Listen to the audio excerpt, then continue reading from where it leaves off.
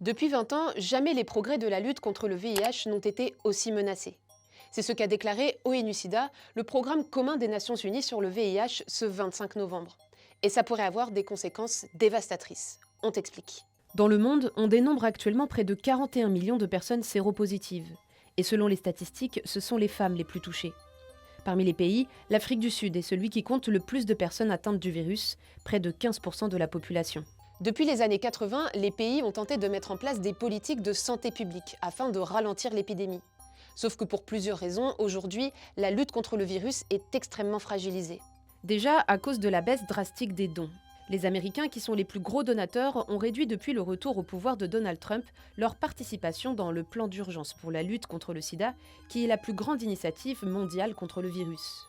Mais il y a aussi d'autres pays, comme la France, qui a décidé en novembre de ne pas prolonger sa participation de plus de 1,5 milliard d'euros au Fonds mondial de lutte contre le sida, la tuberculose et le paludisme. Et tout ça, ça a des conséquences concrètes dans plusieurs pays.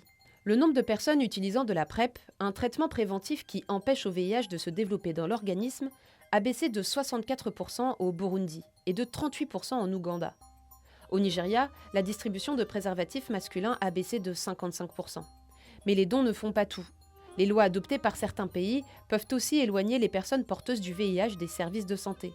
Par exemple, aux Philippines, les moins de 18 ans ne peuvent pas avoir accès à des préservatifs sans accord parental.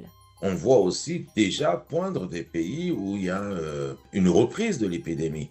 Alors, suivant des volumes qu'on peut discuter, mais c'est le cas à Madagascar, c'est le cas aux Philippines, c'est le cas au Myanmar. Mais il y a aujourd'hui une quinzaine de pays à travers le monde où on voit une reprise de l'épidémie, c'est-à-dire le nombre de nouvelles infections en 2024 et partiellement en 2025 qui est supérieur à 2023-2022.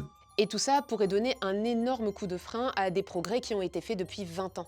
Il risque de continuer à avoir 1,3 million nouvelles infections, comme en 2023, comme en 2024, en 25, 26, 27, et qu'on aurait d'ici 2030 3,9 millions de plus de patients infectés qui n'auraient pas été infectés si on avait poursuivi la ligne sur laquelle on était. Si la lutte contre le VIH a permis de réduire de 70% les décès depuis 20 ans, en 2024, une personne mourrait chaque minute des causes liées au VIH.